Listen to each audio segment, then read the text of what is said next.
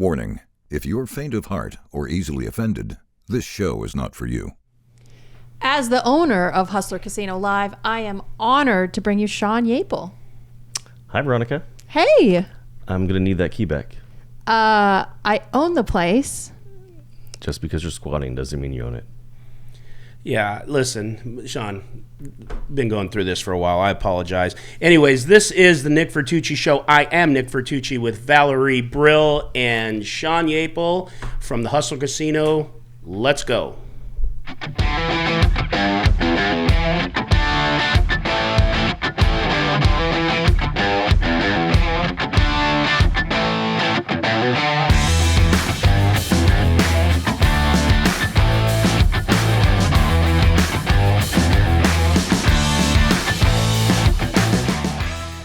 Shaun, you made it. Hey, Nick. It's nice to have you. Again, my apologies for this one. We'll figure that out later. I expect the same respect towards me as you have towards Nick. Thank you. Is it Valerie now or Veronica? Which one is it? Yeah, it's officially Valerie. Valerie, okay, Valerie. Yeah. Oh, my goodness. So for all of you, this is the general manager of the Hustler Casino, Shaun Yaple. It's kind of cool that you came in. We appreciate it. My first question to you right off the bat is, how did you get into gaming? Like, how are you here? How are you in this industry? Okay. I don't think anybody really wants to get into gaming. I think you kind of fall into it. And then once you fall into it, you're pretty much stuck because it's a good paying gig and it's hard to find something else. So I was playing baseball all my life and was in college, had a bad elbow injury, and ended up having like 5 surgeries in 5 months, and ended up getting a really bad infection. Knee or shoulder? Knee. I got elbow. Your knee? Oh, yeah, my knee. Yeah. My knee, yeah. I got a nice cadaver in there now. That's good. So I had a broken bone turned into a long ordeal where I had to put wires in there. And You have a cadaver in your elbow? Someone died and donated? Yeah. They donate elbows? No, they donate bone.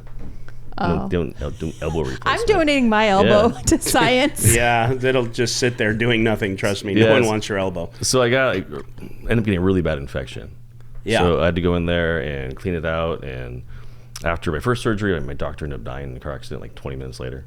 Wow. It was and it's so sad because I knew this guy since I was. Was he your donor? Your elbow donor? No, unfortunately. Oh. He was, but yeah, he couldn't do surgery, but he gave you his elbow. He did. A great guy. Yeah. Where are we going with a this great one doctor. today? Yeah. So he was an awesome guy. And so then I had another guy took over for me for the last 4 surgeries. Did he live? He lived. He's Good. Dr. Klein, nice guy. So, but I ended up having this really bad infection where I actually had my 3rd surgery. I woke up on the surgery table, and my arm was all filleted, and I could see it. And I asked him, "Oh, you woke up halfway through surgery?" It was supposed to be like a 2-hour surgery, and it being like 7 hours because the infection was that bad. And the anesthesiologist didn't notice you waking up? Oh, no, he did afterwards. Wow. Okay. So I just asked the doctor, "How's it look?" He goes, he said, I can push through your bone. You won't remember this. Like, I'm going to remember. So and you did. I did. And you remembered. Yeah, he was wrong. He was definitely wrong, and I told him. One dead doctor, one wrong doctor, and a shitty anesthesiologist. Yeah. It's good. So American healthcare is the best, right? And it costs a lot of money. There's a lot of things that were wrong. They actually gave me a really bad antibiotic, which ended up frying 80% of my inner ear hair. This is going somewhere where your inner ear hair. Yeah, so that, you need your hair in your ear so actually to help you hear. Well, I should stop pulling them out. Yeah, it balances your equilibrium, right? So wow. So what happened is I lost my ability to even walk. I tried to play catch, couldn't catch a ball. I couldn't stand up and walk. So I tried to go back to play baseball, and now I have to relearn how to like walk and catch. And the problem is that it doesn't go away. So that you can kind of live with it, but your ability to actually have equilibrium and see it's gone. Yeah. So if you have no equilibrium, your brain's half fried, and you can't really do much. You become a dealer.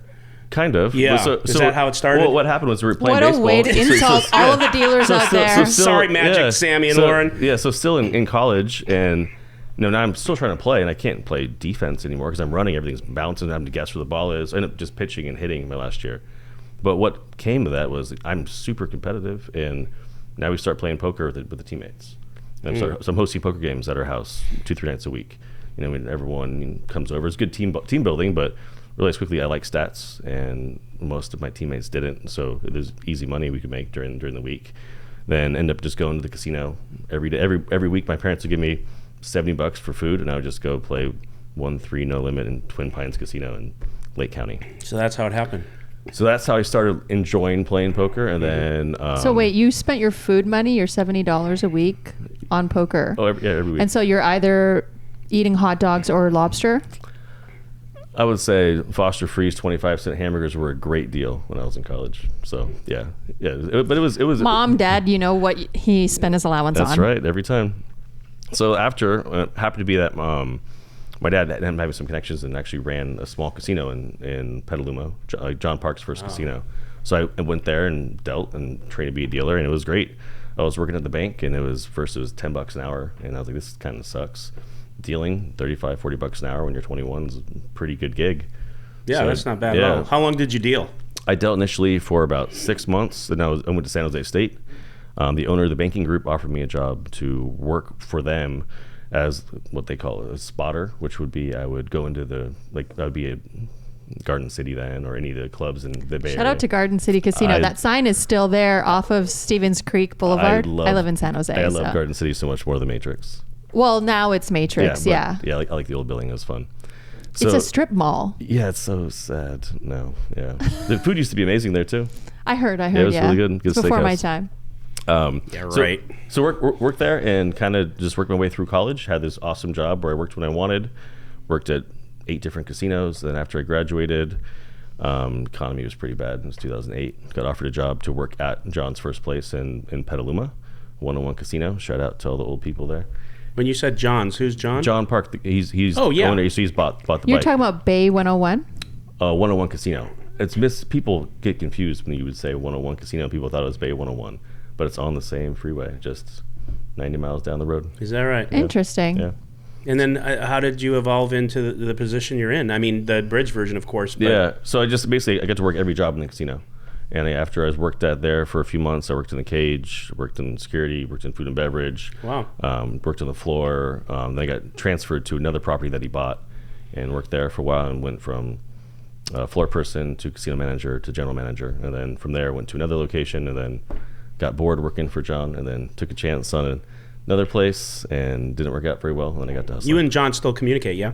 I actually texted him yesterday. It was his birthday. Yeah. Oh, nice. So, That's good. yeah. So were you the GM of Hustler when Hustler Casino Live started, or was first in development? Yes. So I came in 2019, and was trying to make your mark and look around the landscape. And I mean, I was familiar with you and Stones because obviously I was in Sacramento. We know how that went down. Yeah, it was a great, great thing. And it was end of September of 2019 where everything went bad. Yeah, I went public with it.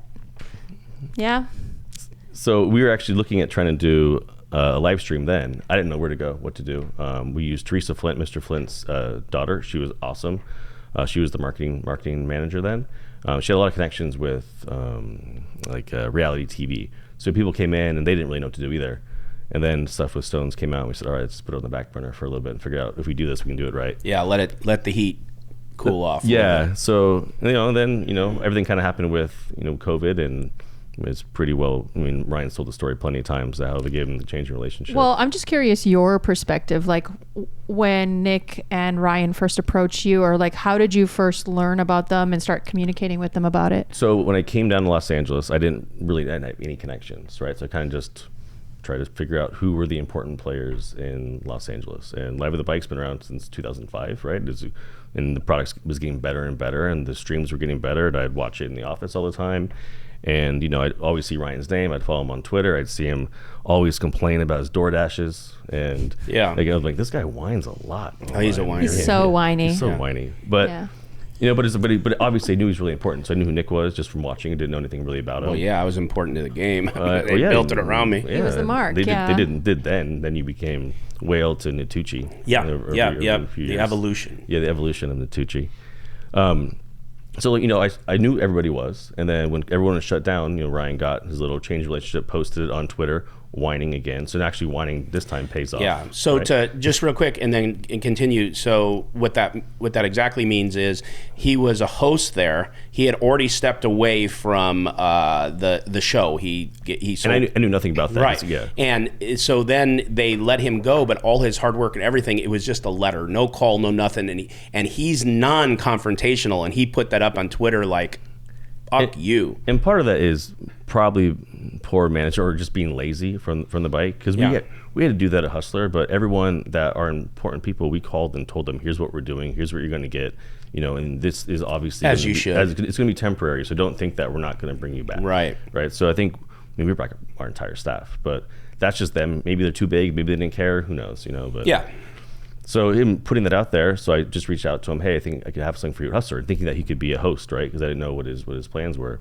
So he just called me right away. We talked for 15 minutes, and let's kind of set up a meeting for I think the next day or a couple of days later. Yeah. And kind of just went from there. And we came in, and I think we were there. The two of you came in? Ryan and I came in and met with Shaun and Bobby Brimmer. Yes, that's right. Now Bobby's now an author in Kentucky. Is that right? Yeah, he's doing good. He's releasing Shout out, book. Bobby. Yeah, Bobby's nice. a So great guy. I want to hear details about this first meeting. I want to hear the evolution. Let's do it. So Shaun, they walk tell in us. the door. You see Ryan and Nick. What are your thoughts? My thoughts were, all right, I think Nick was wearing shorts and maybe a cutoff shirt.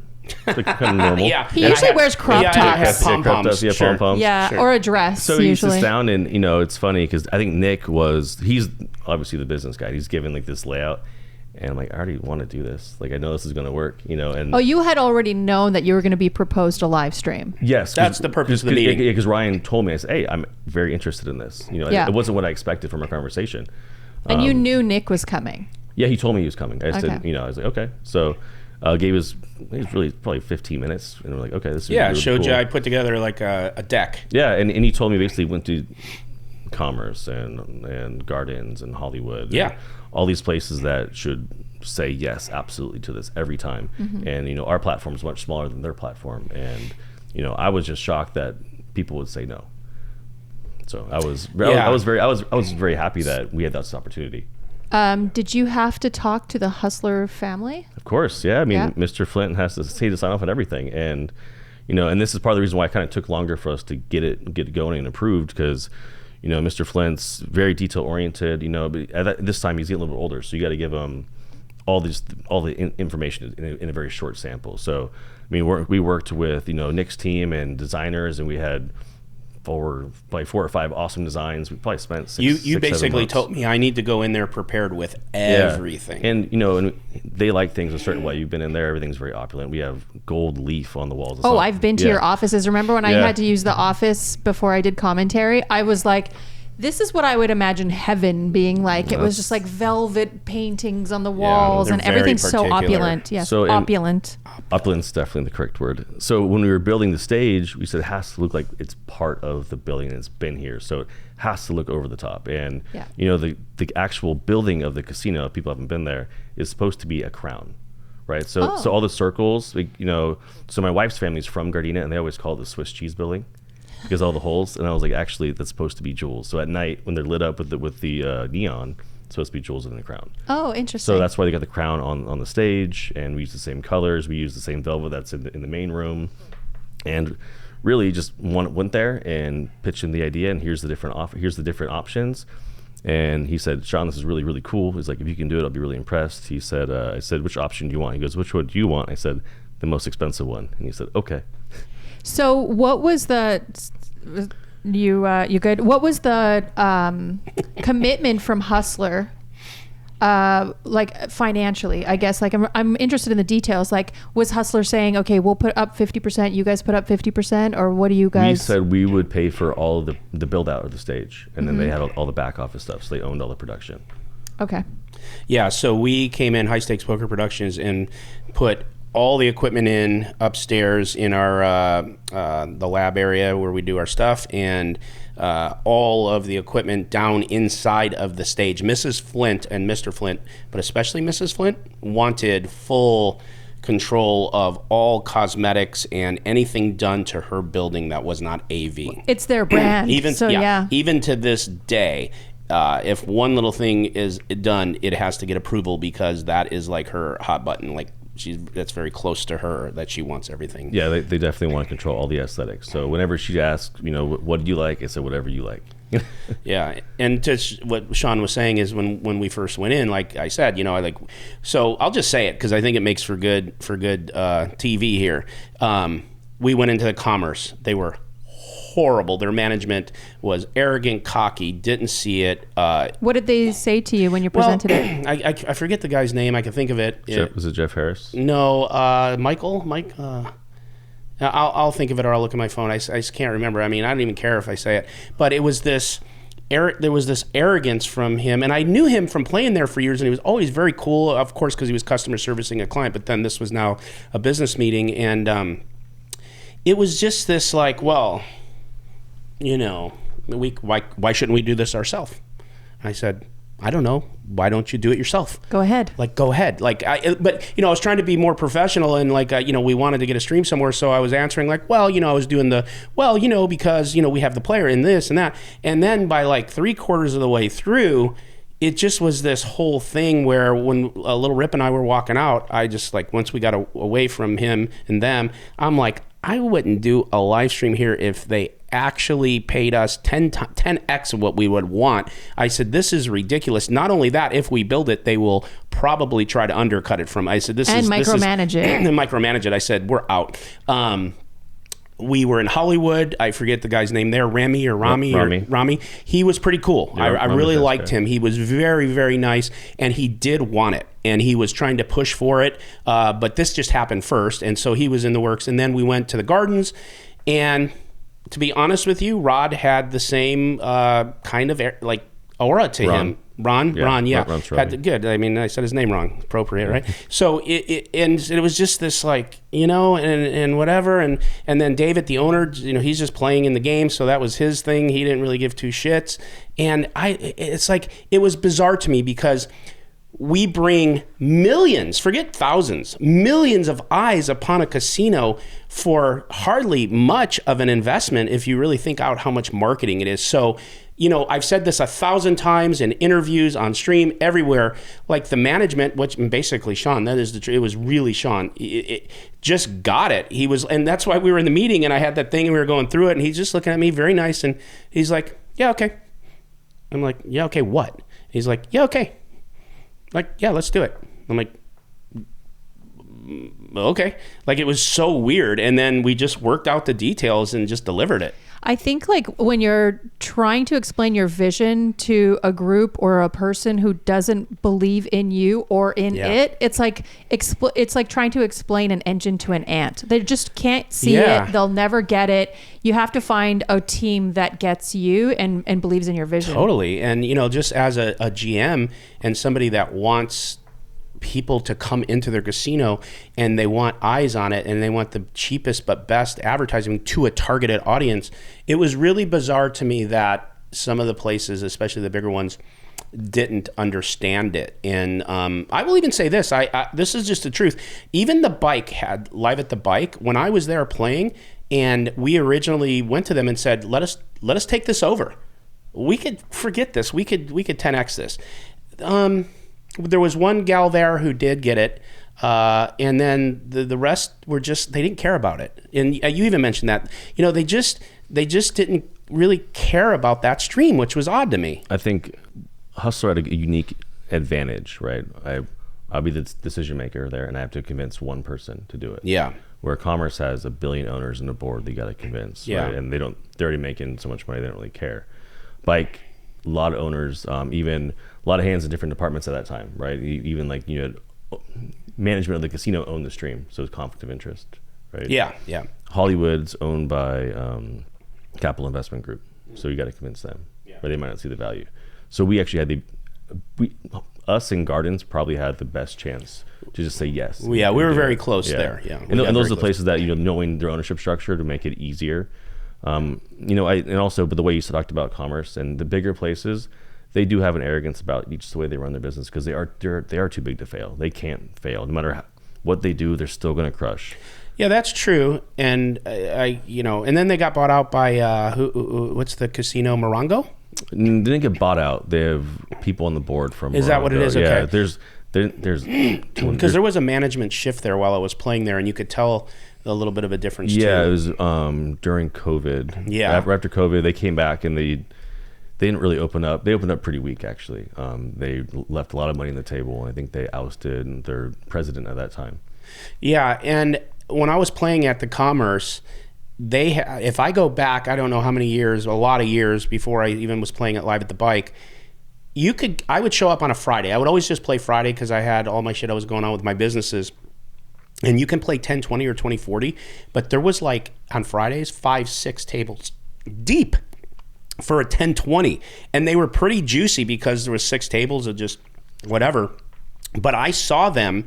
Now I know the game has changed, and I know some things changed, so it's not the only reason, but I saw them slowly but surely change some management decisions and started like pissing players off. And then some of them would start going to the bike, or they'd go to the Gardens, and the Gardens was really pushing to get some of the games there. So maybe they can't fail, but I did see some failing management decisions that broke up that dynasty they had. I agree, and I think part of that is probably their shift in what is important. You know, they're going to push Baccarat a lot harder. Yeah. They leave a lot of games on the table that they would absolutely crush, but they're not pushing them. Yeah, so it's just a decision they made, but I saw it happen right before my eyes. So I mean, they cut almost all their poker floors and the supervisors. We actually picked up a handful of Commerce floor and supervisors. They've been excellent employees, so they're lost arcane.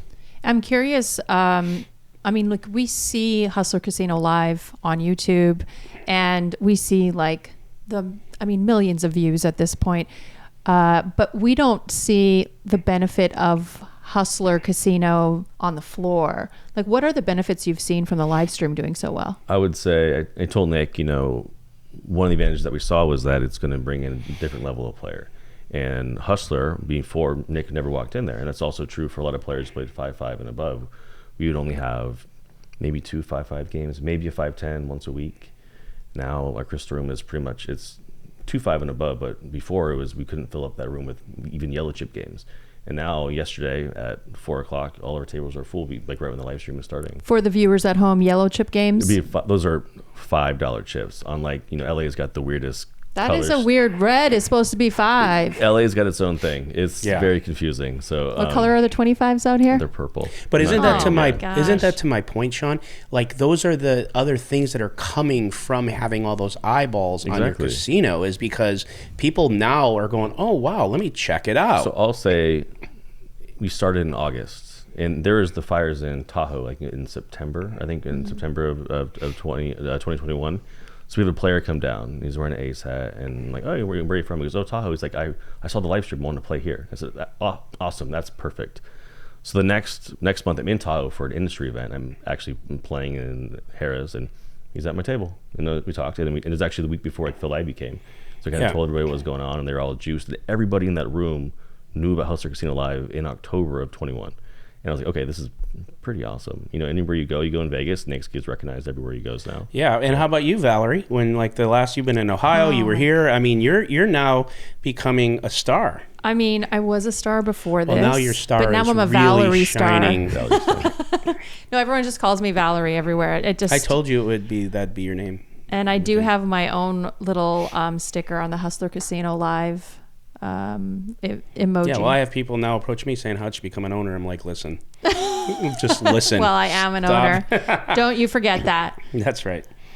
Yeah. So No, I'm good. No, what are the biggest challenges you've seen? I guess I'm trying to incorporate the blend of Hustler Casino Live and Hustler Casino, because a lot of people just see that as one entity, but they're both separate. But like, what is the biggest challenge you've had in getting the live stream going? So to that point of being separate for production and the casino. Marketing wise, if I market Hustler Casino Live, I'm also marketing Hustler Casino. Correct. Right. So yesterday, Hustler Casino sponsors the Thompson boxing cards. They do one a month. They're in Ontario, Corona. They're pretty high level. It's pretty high level boxing. But there we're on the ring girls, but also all the banners around are Hustler Casino Live, right? So then also this weekend we're at the Korean Festival in Koreatown. I saw that. It's that really was cool, great. and we made a Hustler Casino Live experience. So we had a whole thing. We got stand-ups of Andy and Garrett. And Garrett, the big cardboard cutouts. Yeah. I was like, LOL, I want to. So then we I want those in the studio. I bet you do. You probably want them at home. We can bring them here afterwards if you want. I want on each side of your bed. I don't know which one I want more, Andy or Garrett. So yeah. True story. Depends on the day. One in the morning, one in the evening. There you go. Take both the cutouts and you're in charge. Yeah. So we have we sponsor Brandon Lee. He's a very well known up and coming boxer. He's half Korean, half Mexican. He came down and signed autographs. But the pictures is when he came to the casinos on the stage. So all the space signatures say Hustler Casino Live on there. So we incorporate Hustler Casino Live whenever we can. And we're sponsoring Tom Loeffler's boxing fights, Hollywood Fight Nights that are. You're a big boxing fan. It crosses the same demographic. I'm saying, but that's something you love. I do enjoy boxing. Yeah. We should get fights. some boxers on the live stream. Oh no, we're going to do that for sure. Yeah. We have Ryan Garcia's played. Oh, nice. We had Ruben Torres come in, and then he had knockout in the viral. What happened? What was that? That in and out so fast? The what? Wasn't he in and out really fast? So the game just went on Saturday, so he was like 25 minutes late. So we kept seat 5 just open for him. So he went in there, and Garrett was super nice and asked him all kinds of questions about his career, and it was cool. And then he went and he had a pretty controversial knockout and had millions of views online, and it's pretty cool. Nice. But again, whenever we can, we're going to incorporate. So whenever we sponsor an event, it's always Hustler Casino and Hustler Casino Live. We always wear the Hustler Casino Live gear wherever we go. It stands out really well. We get recognized when we go places like, oh, the Hustler guys. It's very 80s. I love the theme. It's the nice neon feel. I love it. I've often told every time I get a chance to talk about it, and it's no bullshit, and it's not anything to just say because you're here. It took me a while to acclimate because of I text you or I call you at the very, very beginning too, and I'd be like, hey, and I'd be like, hey Shaun, I don't know, but we kind of need, just trying to gingerfoot it, and he, okay, the fuck, and then it would be like, this would really help us too, could we? Yeah, I'm like, oh my god. We're going to really kick some fucking ass here. I mean, that's the way you have to run a business, right? If you have people that are good at their jobs, you have to trust them. Tell me what you need, you know? Yeah. And it's why, I know the value of the show. It's not Nick's good looks. Yeah, it could be. I could carry it, but I don't need to. But that's the beauty of it. Ryan's ability to deal with all different personalities and bring people in, that's a very tough job, right? And toughest job. Yeah, and because it's a lot of egos, there's a lot of money on the line, and he has to, I think we've done a good job of keeping the right people on and keeping people out. We we've gotten some heat for some people that have been on and had some bad stuff about them in the past. Yeah, I just got some heat recently from that individual who lit me up on my DM because we couldn't play. We're listening. Yeah, sure. I'll say it. Yeah, you mean I never. Well, so just if you are listening, which he probably isn't, Randall Emmett, and so he had a big thing with his wife and Fofty, and some things that happened personally. And I'm not here to lay him out. If you want to know about it, you go Google it. I'm not going to say what all the things are, but they're big enough to be where I don't make the lineups. Ryan does, and so he was communicating with Ryan. I want to come play.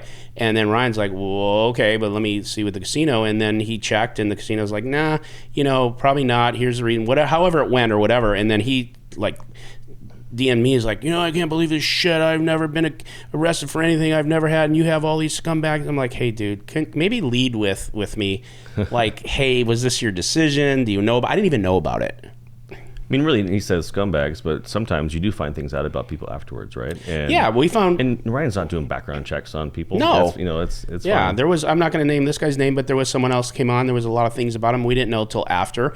But we're running a poker game. If it's something that's known and we know about it, and it's a bad look or the casino, then that's fine. But generally speaking, someone shows up with 200,000 and they want to play high limit hold'em, okay. Nick, I think the chat pros should apply for the DOJ to be the investigators. Oh, they should, they're pretty man. good. I'll tell you, they're Oh, good. they're They know very everything, good. Shaun. They know everything. They are on it. Yeah. Yeah. Anyways. So I'm not going to have you come on and not ask the most obvious question, which I think everyone wants to know the background and the truth about the tournament guarantee that you canceled. Oh, yeah. It's a pretty big fuck up. Well, that's a good way to put it. Yeah, planning and then poor planning and then bad execution. So he put out a tournament structure. Mo at the bike is not. He's not doesn't like this very much. We don't use quantum, and he went out and he targeted 2 tournaments on us on purpose afterwards. What's quantum? It's the day 2 buy-in at Bicycle that Mo gets a percentage of all the buy-ins. Wow. So I thought that tournament was already scheduled and it's a yearly thing. That's what I was told. No. The tournament itself, the series is, but what he put over those 2 days were just the same buy-in structure with bigger guarantees. I'm sorry, lower buy-ins with bigger guarantees. usually you'd pick dates and you wouldn't go against someone, but he told us he's So that wasn't pre-planned a year before? No, not those dates. No, not those tournaments. He said, I'm going to crush you. And we were a 50K guarantee. Usually we would beat it by 50%. We were down 50%. So we already took a big loss. And so, we're getting a little skittish. We haven't done tournaments in a while. Saw the first couple of days and we all kind of freaked out. And sometimes when you're in that mindset, you can't see the big picture.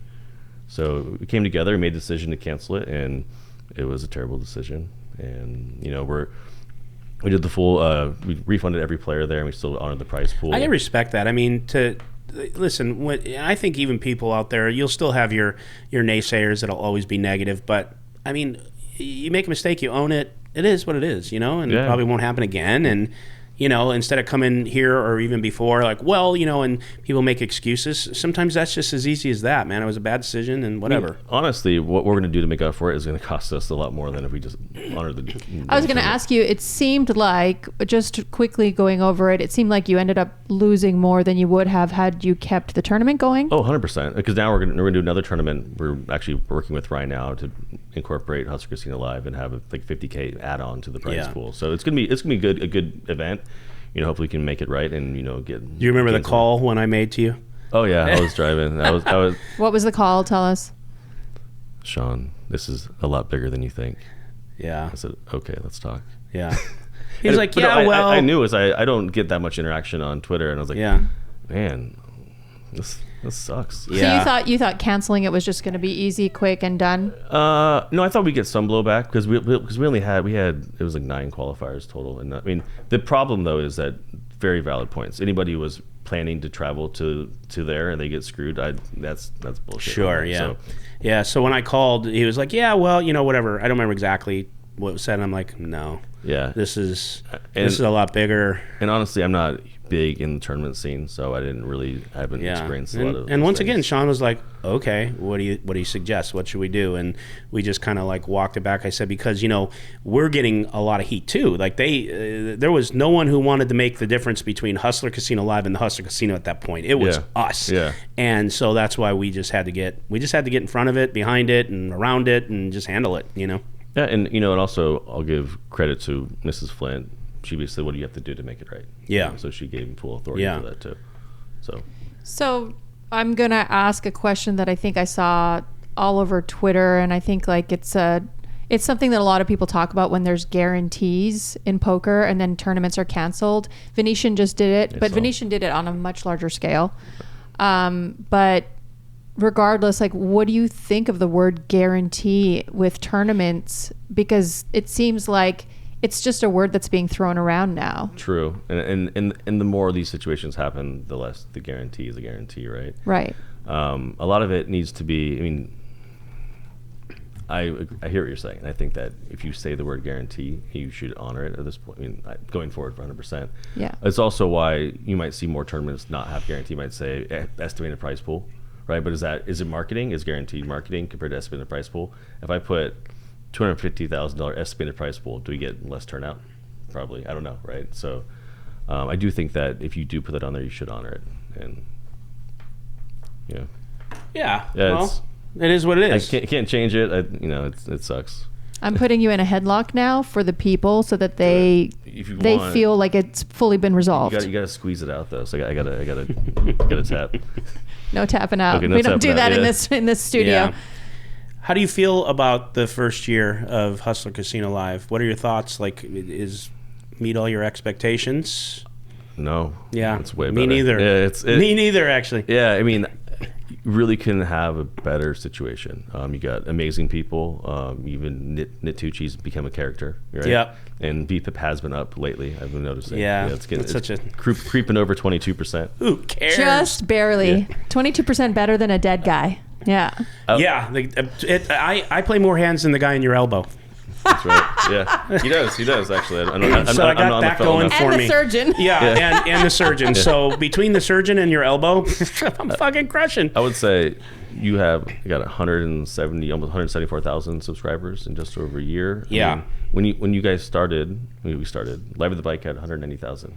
Yeah. They've gained 13,000 subscribers, and you're going to pass them. And how many people are actually watching? You see the the viewership that you have compared to them with percentage of. Oh, we take screenshots and send them to each other if during I'm a being live honest, stream. we do that. There's one, and people are going to troll me for saying this. Nick and I are gossip They're going to girls. say, yeah, we're gossip girls. They're going to say, well, why are you even talking about them if they don't matter? It's bad for them. Listen, bottom line is, when you're a businessman, you watch who's out there, what's going on, you compete. And so I'll send Valerie here, like last week, I tuned in at their peak.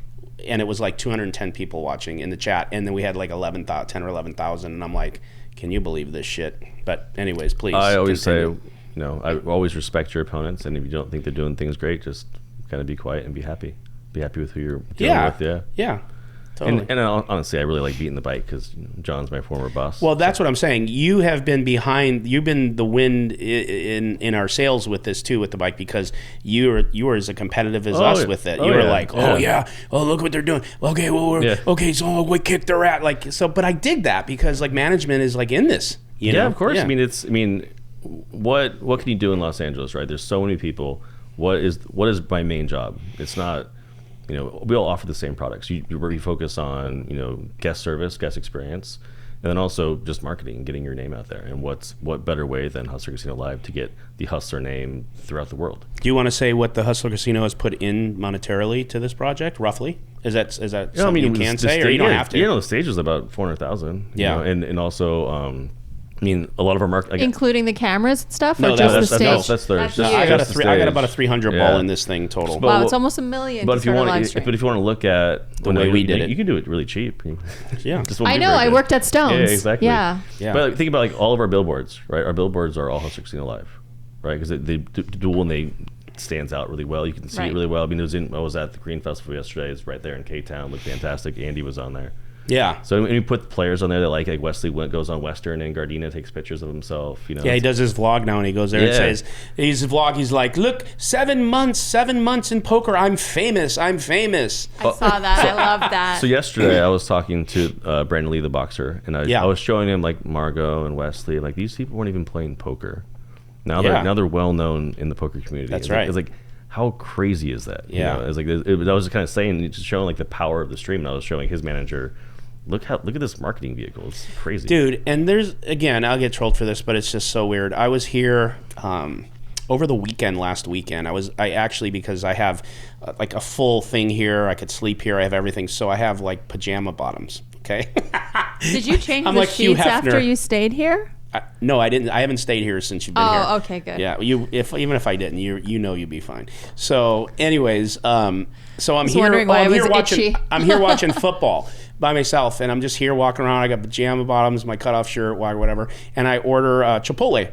And so the guy shows up, and I go out the door, and I'm just barefoot, and he goes, Nick, I love poker. And I'm like, okay, cool. And he's like, and he starts asking all this stuff. And I'm like, I see that burrito in his hand. And I'm like, oh my God, please just hand me the burrito. I'm so hungry.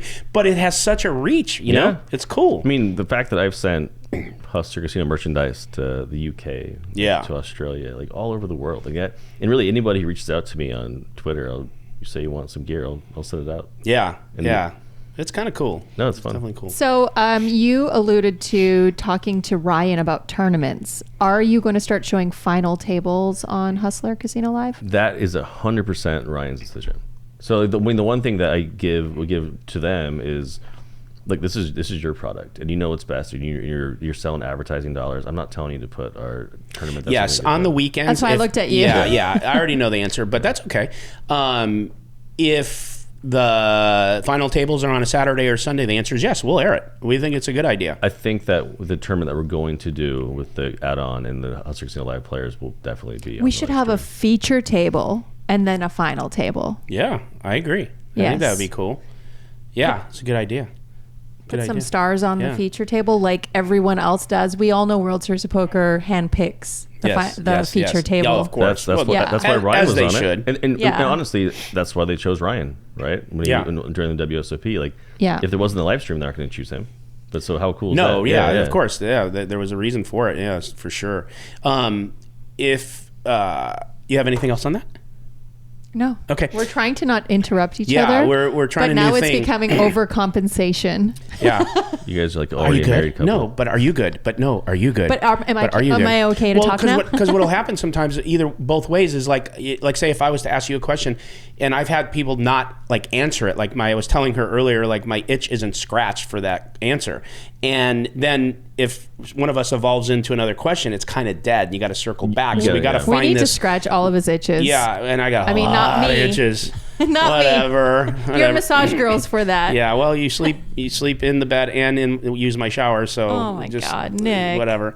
I use a bucket, just to let you know, I'm It in a is- third yeah. world country. Did you? I don't know if you watched that. She was here 2 weeks ago, and I didn't know that the water. We had a thing on the other side and had to be turned off. One of the renters in the other side of the building, and so there was no hot water and there was no water. So she went to take a shower and she texted me at home. She's like, the shower doesn't work. I said, that's impossible. And I go, oh, I had to maybe send him it's videos this. 'cause And he so didn't she, believe for it. 2 days, bathed herself in a bucket. I had to get a lukewarm We need to bucket of We water. need to get a 24-hour fitness membership and just go. Oh to the yeah, street. just like Yeah, every homeless yeah, person, yeah. right? Yeah. That's the Los Angeles Pretty way. much. Yeah. I mean, she squats here. She squats at the Hustler Casino. Yeah. I mean, it's crazy. That's how I became an owner.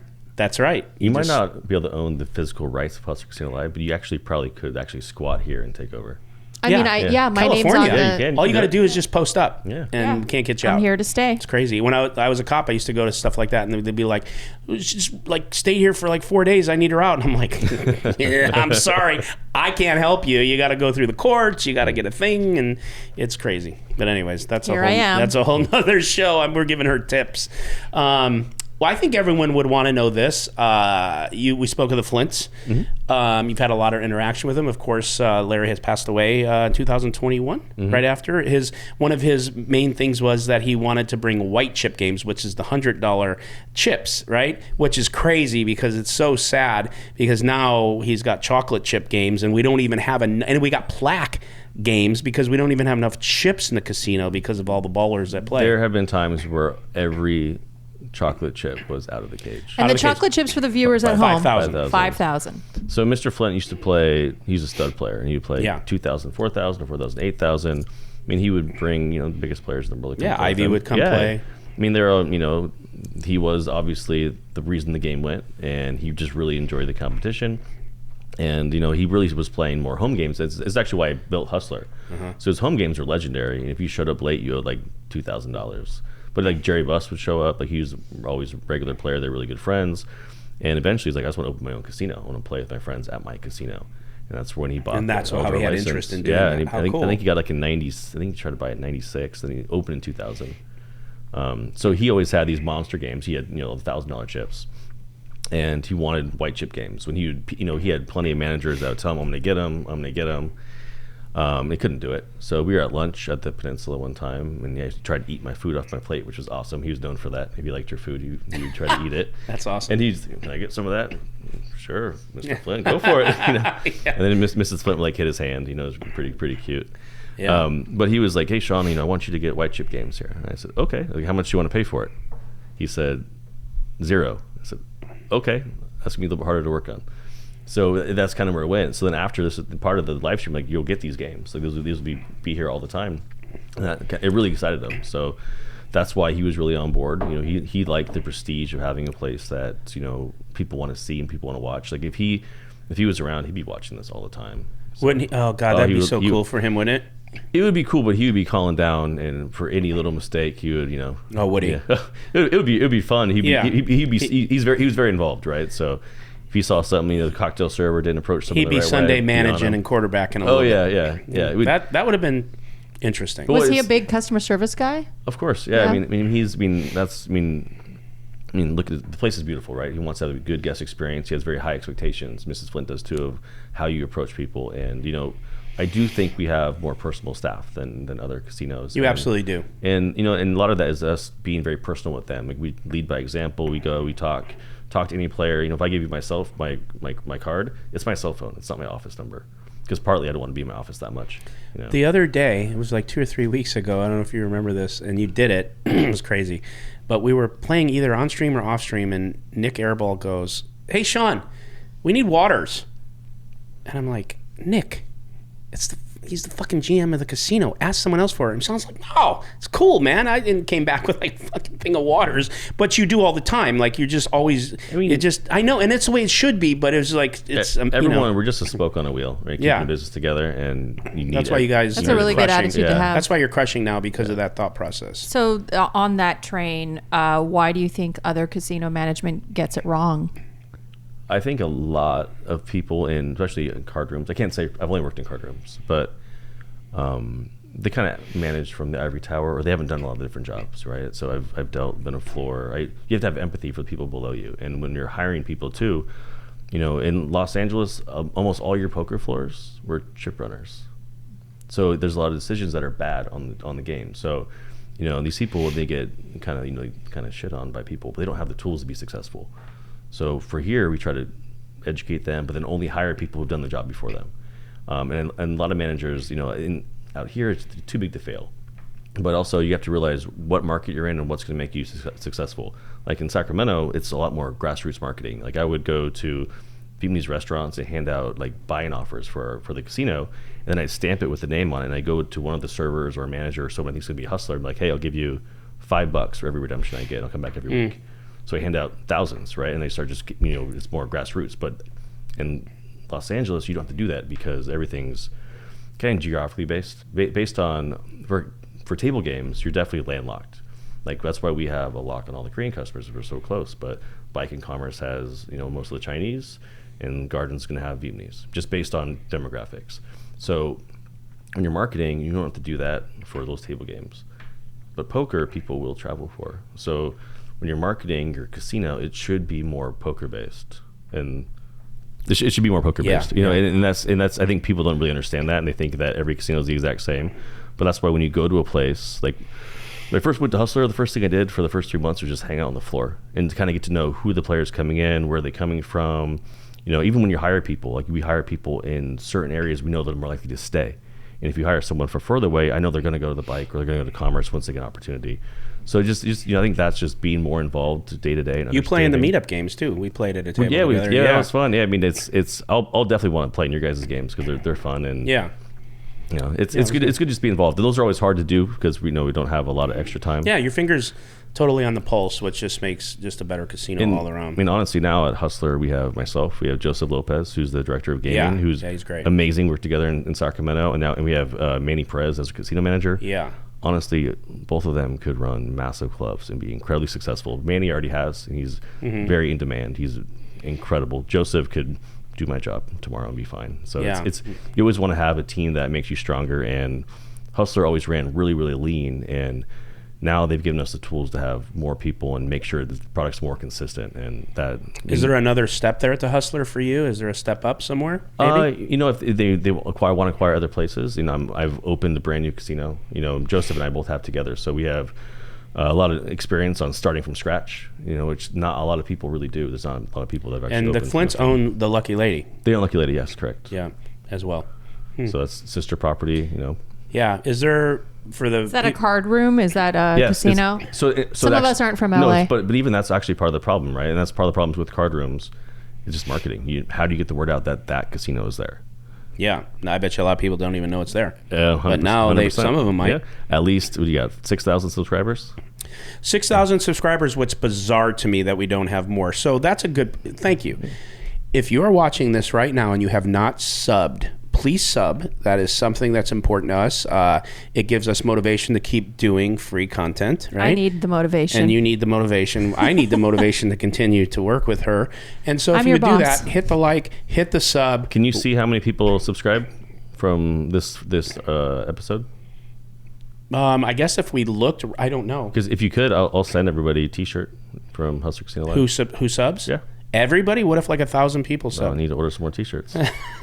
Hey, Clint, so from the time this episode airs? Yeah, on this one. Can we know right now what where we're at? If you're in, we have to do it. Okay, so we have to do it when this airs. Okay, I would say if you're in Los Angeles, I will rather hand it to you than ship out 1,000. Come to Hustler, say you subbed to this podcast. Yeah. Once you see this episode, show the thing and you'll get a free T-shirt. Yeah. So hit that sub button. And the T-shirts are nice. They're very nice. Hustler has great gear. So it's actually the same gear that are in the Hustler Hollywood stores. So since Hustler, they have 45 retail stores. I just call the VP of retail. I'm like, hey, I need to get some more stuff. He goes, what designs do you want? Depends whatever you See, I want. told you, this is the kind of shit that goes on at the Hustler Casino with management. For the people that are watching and listening, tell us some fun stories, because Larry Flint is gruff. He was like a gruff guy. He had a certain style of management. You've told me some really funny things about which I think are cool about him. Whatever, you can just go. First, I'll say he would always have a twinkle in his eye. Like he had a very fun personality. Like, you know, always quick to crack a joke, always very serious in business, but outside of that, when he's talking to you just as a person, he's very personable. And he would never, you'd call you have no idea where he's going to go. You know, we'd be at lunch, and one time he's like, Shaun, you married? I go, yeah. He goes, does your wife cook? I'm like, yeah. He goes, does she fuck? Like, yeah. And he goes, keep her. She cooks and she fucks. And I was like, I've never had my boss ask me those questions before. Okay, all right. No, I like that. Yeah. But he that's him kind of breaking the ice. And, yeah. He was very fun to talk to. In business wise, he's a killer. He's cutthroat. Yeah, I mean that's why he's also been so successful. So I would say his style is 1970s boardroom. Like he was very smart. So in the boardroom at their current office, they're actually moving, which they've had there for 20-something years. Their big conference table, it's very high, and the seats are these like. That's not the one I've been in. No, I was in a different conference room. You were at Hustler, which I've this is somewhere. This is at the corporate office in Beverly Hills.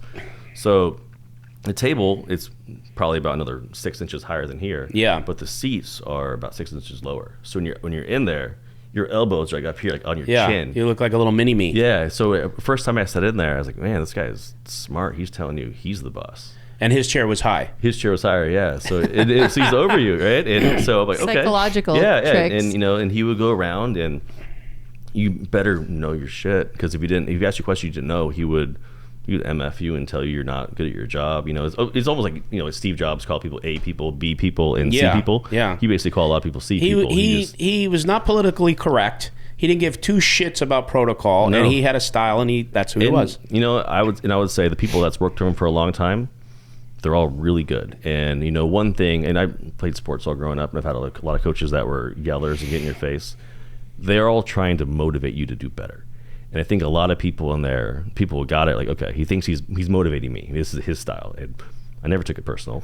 Some people would take it personal. But I was going to say, they probably weeded out some people that couldn't handle that. It reminds me a lot of tryouts where the coach would just run you until you threw up, and then people would just quit on their own. But at his core, though, good guy. Oh yeah. And he handpicked every single person that worked there, right? Like all his managers. I interviewed in his living room, in his dining room. That's where that was my interview there. Nice. And pretty intimidating. He can know. How did the process go getting him to approve the show? Requested a meeting, so went to his house, or I think it was at a house then, and I just said, hey, here's my idea. And I had, his daughter was on board, and I got the marketing director on board, and kind of gave, preliminary what we wanted to do, the history of the live stream, the history of Live at the Bike, told him what I think it could do, the marketing potential. He said, okay, and it also brings in the white chip games. Okay, come back with the proposal, what it's going to cost. And then had to do projections on what we think we're going to make off it, how long the repayment plan would be for the stage. Yeah. Which I think we crushed, by the way. So. Yeah. So I'm curious, when you proposed it to him, and I asked Ryan about this, because there's a history of live streams that are not very successful, that are not making money. Live at the Bike even isn't really doing that great, or wasn't at the time. I don't know how they're doing now. But Stone's never made money. And I'm just curious how you were able to convince someone that something was going to make money or bring in bigger games when it historically hasn't. So that's a great point. I think that to make money off the live stream, I think it only works in this market. And what do you mean this market? In Los Angeles area, there's so many people that can come daily. I mean, you could have things. But you're different than Live at the Bike. We're different. So how are you able to convince him? Because Live at the Bike couldn't do what you guys do. Because I think they're doing it wrong initially too. Like talking with Ryan and Nick and what their vision was my vision, where it was, we want as many people to see it as possible. It's almost like the way the NFL has been great, and now they're kind of going the wrong way with making it harder to see things. It's like trying to convince someone of something that doesn't exist yet. Yeah. I mean, Mr. Flint was a very good vision for marketing. He's a great marketer. So and he understands, I say when people come to Los Angeles, they don't think of Hustler. They'll think of bicycle or commerce. But that can change. And that's part of the and pitch. it kind of has. It has changed. And definitely, I think that now if you come to Los Angeles and you're not from here, you're probably going to think of Hustler first. Yeah. So nope, please. are you guys vlog friendly? Are the vloggers welcome into your casino? I would say we're the most vlog friendly casino in the world. I think vloggers are super important to poker. Are you, I'm just curious I'm thinking if I'm a person watching from Colorado and I want to come to Hustler, how do I get on the live stream? How do I get, do I need to talk to someone before I start vlogging?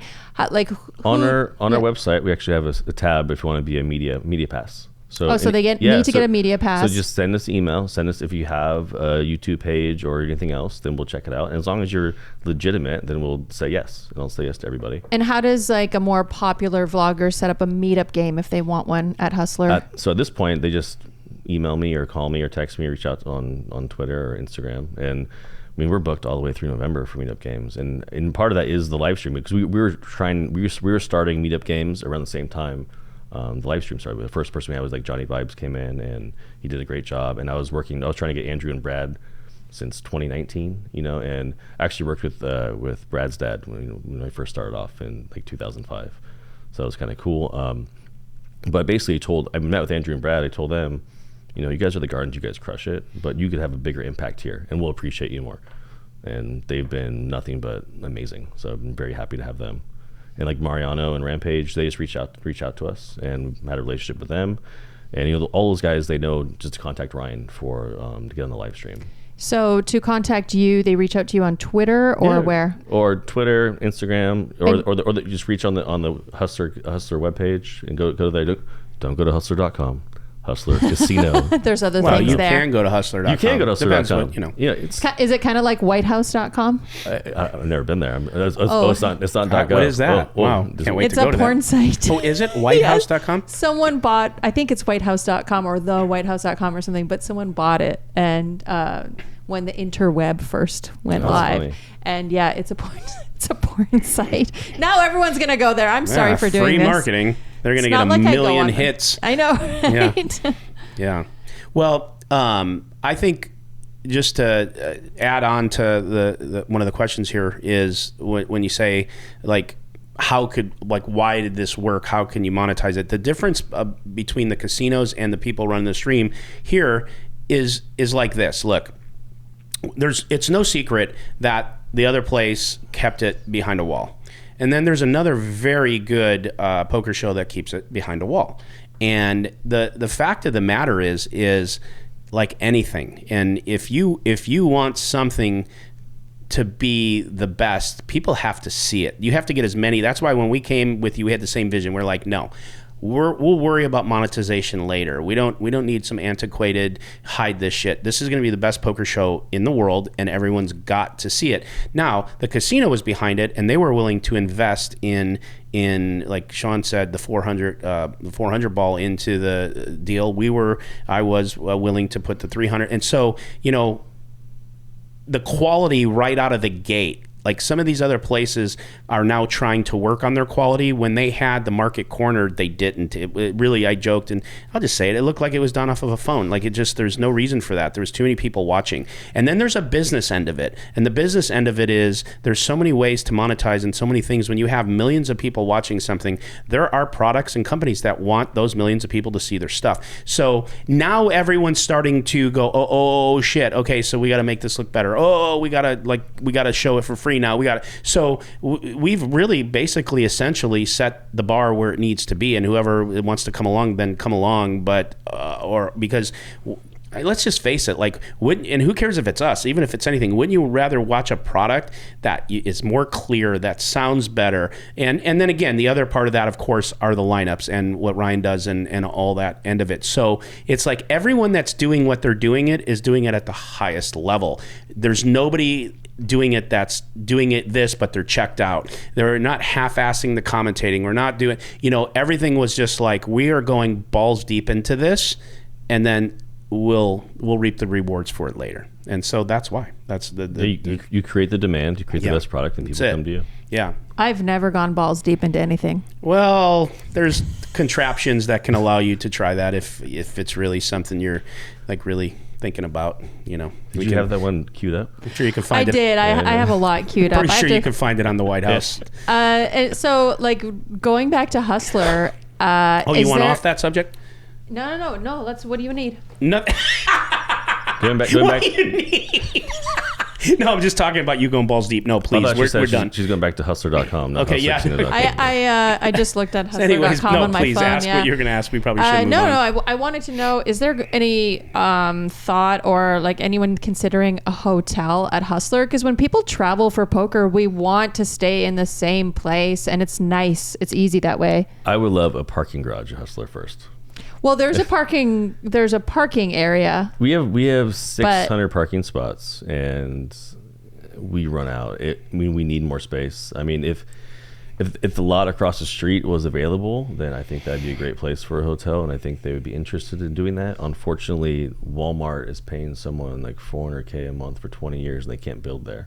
So the guy who has it's not going to sell. Well, if there's ever a miracle, and it happens, and the next time we do our agreement and contract, I want a room where I have all my stuff just like I have here, and we need to negotiate. I would love to do that. We unfortunately we contract out with like the DoubleTree, but it's in Torrance. It's a great hotel, but it's 15 minutes away. Yeah, too far. It's way too far. I want to walk up. I want to go up the elevator. We've used my a room. new Gardena hotel, which is right down the street, which Billy likes, Shishimi likes, and that's nice and clean. But that's a minute drive. But I mean, ideally, we'd love to have a hotel on property, and if that was ever an opportunity in the future, they would definitely explore it. Yeah, that'd be the nuts.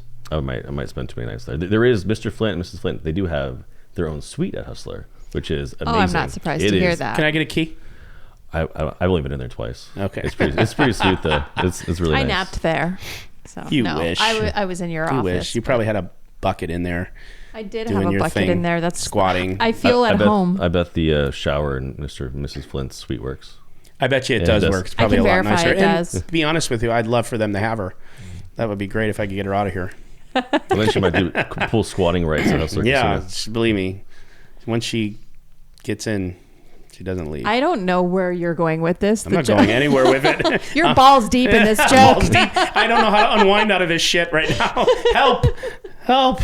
So I guess like before we're done, unless you have a million lines of questions, can you give us like some of the craziest? People love poker stories. People love hearing some stuff that goes on behind the scenes. Give us like a crazy story or something that happened with the Hustlers, with the Flints, or with like some high stakes players, or. See, I don't know what guy got tased recently. Oh, that happens. That's once a week. That's like every those week. Guys, yeah. those guys are Usually good. at my meetup games, people get tased. Yeah. I mean, really, all the biggest things that really happened at the live stream. I mean, you can go back and watch any of the shows. We haven't had any really crazy incidents. I mean, there's situations that, I would say like 15, 20 years ago, someone got shot in the middle of the casino floor and people kept playing. Well, I wasn't talking about They just that. played right around him? Yeah, I've heard stories of that multiple. Well, no, I mean, that's happened. I heard that story 3 or 4 times until the place got shut down. Well, there's stories of people dying at the poker table and like no one noticed for a little bit because they were like kind of falling asleep. It was like Nick, playing. Yeah, it's totally. Like, you just never know because they Nick's weren't doing anything. Nick's didn't die in the live stream. Like, oh, his VPIP's. The last guy that got shot there and died His VPIP's going up. Yeah. He died. Yeah, the last guy that got shot and died there, he's in his left arm. Yeah. So, that guy's in his other arm. It's actually the right arm. Yeah, that was. I mean, unfortunately, I don't have any crazy stories. I mean, there's a lot. I mean, we have crazy stories with people bringing in stupid amounts of cash, and like I know you guys are hitting on like all the requirements on the last. Yeah, I was wondering if anyone ever brought a $400,000 check and then it didn't clear, and they were like, "Where's my money?" No, So I mean, that's a good question. There's a reason why we have tighter controls like on our cashier's checks. I mean, they have been burned in the past. I mean, there's been parts where you had counterfeit cashier's checks, and they would give a number to call to verify the bank, but it's not the bank, right? It's someone else. So you never take a number from someone. Yeah. I mean, that's And it sucks that happens because it makes it harder to get stuff done, right? Yeah, I And- wanted to personally thank you for making it even harder to run the stream. Thank you. Yeah, it's Yeah. you know, Just keep making it harder. It's Yeah. not 2005 anymore. I've been trying to get $500,000 to him to play on the Friday game forever, and it just that won't instrument's happen. blocked and it just won't go through. I get it. Unfortunately, it's nobody wants to take cash anymore, and no one wants to take cashier's checks anymore or make wires harder. What's the biggest amount of money someone's walked in with cash? like $1 million? $1 million, No, just like that's walking true. in with $1 million. Yeah. No, nice life. It's a nice life. You know what? I don't know. I can tell. I can tell one story, but I don't want to make it say who it is. But there was, there was a guy who had a significant amount of money, went out of the casino, gave it to someone else to hold for him, and then There's where the problem starts. He was supposed to come back. You know, it was like 400,000, 500,000, and the guy stopped communicating for like. Was it a friend of days. his? It had to be, right? To give someone 400,000. A close associate. That he said, "Here, take this," Yeah, and the guy just How come you never do that And to then- me? disappeared. Well, then Take your 40 cents and disappear. So then the guy. Oh, you mean give it to you? The guy came back to the casino event because he was basically told, come back, or he said he was going to run, go to Mexico or something like that. And No then shit. And he comes back. Can't wait to ask you who it is. I can't take his money because we can't take it. Yeah. But the guy's there with the money, and I told the other guy, "You better go get it. I'm not stopping him. If he walks out, he walks out." Wow. So yeah, it- you couldn't. You don't have any skin in that game. You can't. It ended up working out okay. He got his money back. Most of it. and lost his knees in the parking lot. Yeah. It was a little light. It was a little light. Yeah, a little light. Well, it's better than nothing. Yeah, So 80 cents on the dollar is okay. that's not too bad. Yeah, it's not too bad. What the hell? I mean, I can't wait to know who that is. That's the story that I was like, wow, this is like out of a movie. Yeah. Did that guy who took the 20% get his knees broke? He's probably in a cornfield somewhere. Nice. At least he's not in the back of a Honda Civic in the trunk. Yeah. So that's good. Must be a small guy if he was. They're usually Cadillacs. Yeah, there's got to be at least a Not Cadillac for or a Nick. town car. Yeah, for Nick. It's a Civic for Oh. Nick. Yeah. He's going to be He'd squished be right tight in in there that for sure. trunk. Yeah. That's really a stretch. That guy thinks he's a superstar now. Now that Oh, we've been yeah, talking I about his wonder- comment endlessly, Yeah, I know. he's going to leave that Honda Civic comment everywhere on everywhere. our videos. Yeah, and he's still in his little plastic underwear. When I went to, I'm not kidding. There was just like he was doing the weirdest, kinkiest things on Do you his know the Instagram. story? No, I'm So- so. Oh, bluffed. so Yeah. we'll just give it again. Like, Yeah, why yeah. not? So It's a good story. I get a lot of DMs. I will say there are some, hey, great show, love what you're doing, okay, But then there's a lot of like troll like stuff, and the one I got that was like the craziest was, you are a POS scum, I hope someday you wind up chopped up in pieces in the back of an abandoned Honda Civic. Nice details. Yeah, I mean, no, that's what I was saying. It was very 92, specific. So I went tan to interior. I went to Alright. his profile, and he's like in these like plastic little tidy underwears, and he's got things in his mouth, and he's doing the weirdest, craziest, They're kinkiest called shit. ball gags. Is it a ball gag? Sounds like- You're you not in the you would know. community. Yeah, well, when you go balls deep, you put one in He yourself. sounds like a guy that would Yeah. chop you up and put you in a Honda Civic. Yeah, so I was like, at first, I'm like, whoa, like this guy isn't kidding around. And and it's like I told Vanna here, maybe he was flirting with me. I really don't He know. was flirting with you. Yeah. So whatever. But Don't shame kinks. No, not at all. Yeah. I dig it. So Is he a viewer? Is he a chat pro? he what? Of Is- course is- he's a is- I don't chat know. pro. He's I don't number know one. if he Is it Nick from we Yuma? got to give him a wrench so he could really Yeah, get we in should there. give him a Yeah, wrench. he needs a wrench. Give him a He password probably to hit me the- over the head with it and stick it up my ass, but whatever. But okay, so the last thing I have, and I just want to do it right on air. We talked about getting new chips. I'm gonna put you right to the fire. Is that gonna happen? You designed them. Give them to me. See what you want.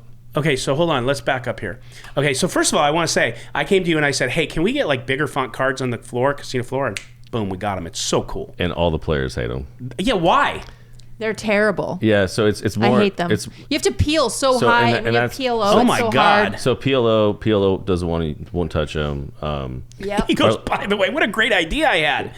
Yeah, No, they're I should make terrible. all the So decisions. all the limit players hate them because you got to peel too much, and we have older players, so it's easier to cheat, right? So that's Oh, that's I the never biggest thought all concern. that. When you're peeling, you got to peel so high. Then you got 4 cards. my guys, when they everyone play can on the see. floor, love them. Yeah, because you're 90. And No, someone's my going- guys, yeah. not just me. I'm 90. Well, They're not all you 90. and your guys are together. You like them. You just said you like them.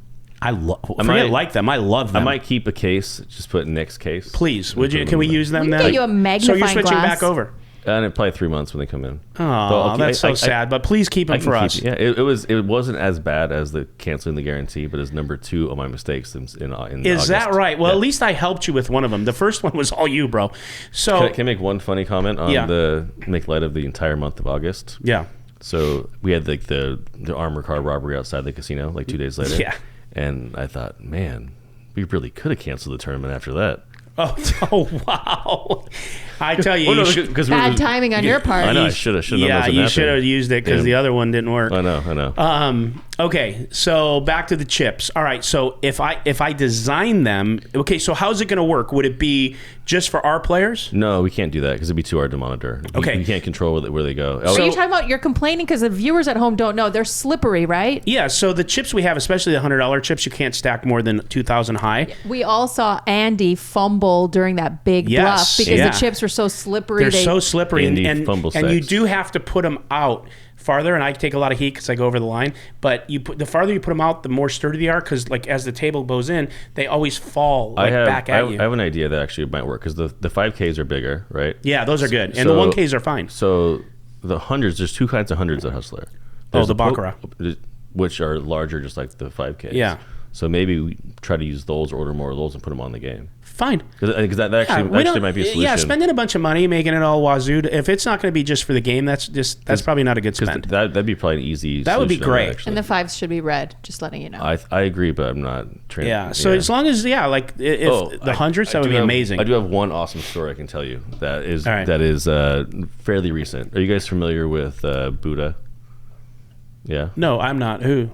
I mean, Buddha plays on the live stream, right? No, the Pai Gow poker player. Who did the Miracle Car scam?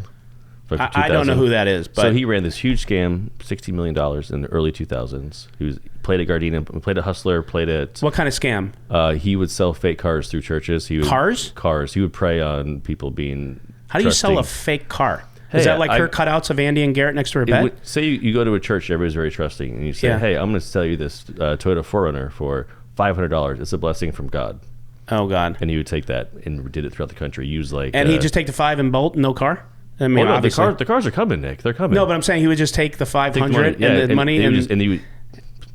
Oh my gosh! $60 million scam. It was on like American Greedy. There's a book called God Wants You to Roll. That's amazing about it. So he gets this is live. He gets arrested at Hustler in 2002 with like. That's amazing. Almost $1 million in chips on the table, right? He's a huge Pai Gow poker player. The guy arrested him, actually, I know him decently. So reading this book, I'm like, I know these characters. This is a really fun read. So he goes to prison for 20 years. He just got out like maybe 5 months ago. Well, can you give me his number? I need a car. Yeah. Well, it's coming. Don't worry. All right. So he comes in the casino like 3 months ago. I'm like, and he looks almost the exact same. And we knew he's a legendary figure. Did he serve all 20 years? Yes. Wow. It was really bad. So he comes in, he's playing. And I'm like, okay, he's got like 5,000. And the rumor was he has millions of dollars in chips, right? So I'm like, all right, I wonder if this guy, do you buy in cash or chips?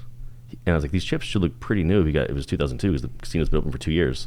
He brought in chips. The story was true. So So he had the chips, and it was pretty incredible. And I was like, this guy is actually legit. He kept these chips for 20 years. Isn't that something? Yeah, supposedly millions of dollars of chips. The millions of dollars on the table at Hustler, they're only valuable if you turn them in, right? If I was there then, I would have did chip redemption right away and bought all new chips and canceled them all, and you would have been out like $5 million. Wow, but he wasn't, and he isn't. His chips are still valid. Oh my God! Bring them in. Wow, so he was here about 2 weeks ago too. Huh? Maybe we should get him on the stream. I'm kidding. No, it's a joke. It's a joke. We're gonna have Randall on. Yeah, if you get him, you can get Court Mike on. You know. Yeah, that's right. All right. What do you say we end on that? All right. Yeah, I think that's what do you great. think? That was fun. Thank you very much. I appreciate it. Yeah, it was great to have you. We do appreciate it. And for those of you, this is the Nick Vertucci Show. Thank you for watching. Please hit that sub button and the like button. I am here with my co-host, Valerie Brill, and the GM of Hustler Casino, Shaun Yaple. Envy out.